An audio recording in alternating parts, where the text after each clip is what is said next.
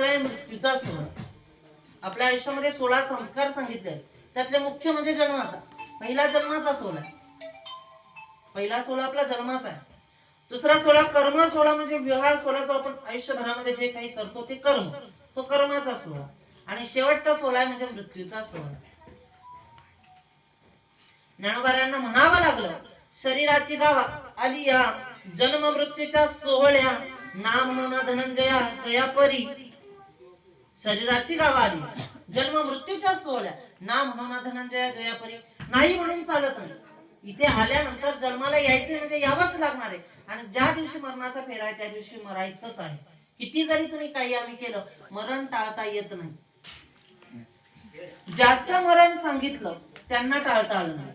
ज्यांचं मरण सांगितलं त्यांना टाळता आलं नाही. 50 पिढ्या अगोदर सांगितलं, 7 दिवस अगोदर सांगितलं आणि 1 दिवस अगोदर सांगितलं. काही करून लपून राहू शकत होते, पण मरण टाळता आलं का? नाही. त्याच्या पुढे जाऊन महाराज म्हणतात की ज्यांचं मरण लिहिलं नाही ती तर वेगळीच गोष्ट, त्यांचं मरण म्हणजे सांगितलं सुद्धा नाही का तुला या दिवशी मरण, मरणच लिहिलं नाही, त्यांना सुद्धा मरावं लागलं. तुमची आमची गोष्ट काय? तुम्ही आम्ही कोणत्या झाडाचा पाळावा? देवाने करार करून घेतलेला आहे, या वर्षी तुला जायचंय आणि या वर्षी तुला यायचंय.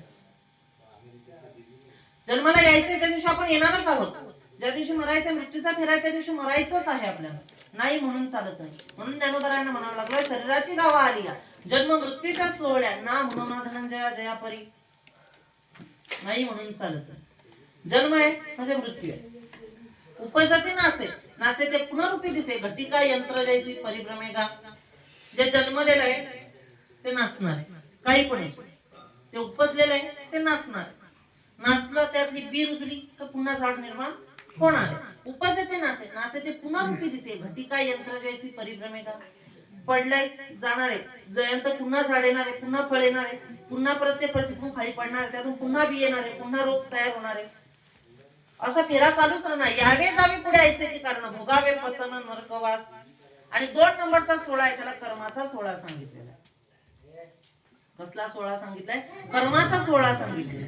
कर्म कर्म करत असताना माणसाने विचार केला पाहिजे, कर्म करताना मी काय करतो. कर्म 2 मिनिट फक्त पाणी थोडं. कर्म करताना माणसाने विचार केला पाहिजे. कोणतेही तुम्ही कर्म करा, आपण सहजच चालता चालता चालताना एखाद्याला हसतो, पण हसल्याचा परिणाम शेवटी सांगतो. कर्म कोणालाच चुकत नाही. तुम्ही आज सुखी आहेत, उद्या निश्चितपणे तुम्ही दुःखी असणार. तुम्ही आज सुखी आहेत, निश्चितपणे उद्या तुम्ही दुःखी असणार. आणि आज जो दुःखी आहे तो उद्या सुखी असणार.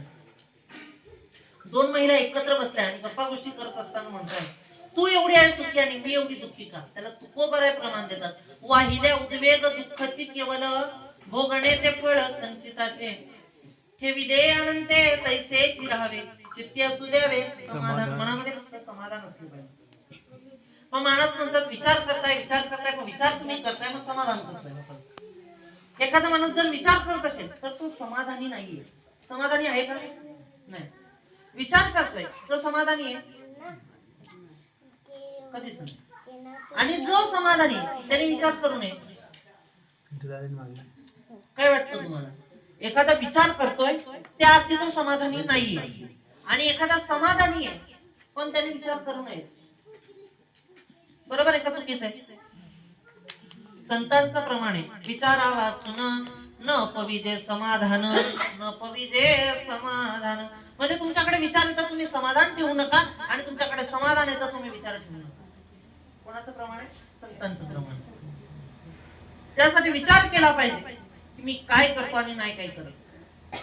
आयुष्य जगत असताना फक्त आपण एवढाच विचार केला पाहिजे की माझ्यामुळे कोणाला दुःख नाही झालं पाहिजे. आपण असं विचार करतो माझं चांगलं होतंय ना, होऊ दे, दुसरा उलटो किंवा पालतो, मला घेणं देणं नाही. आता कलियुगामध्ये हे चालतं,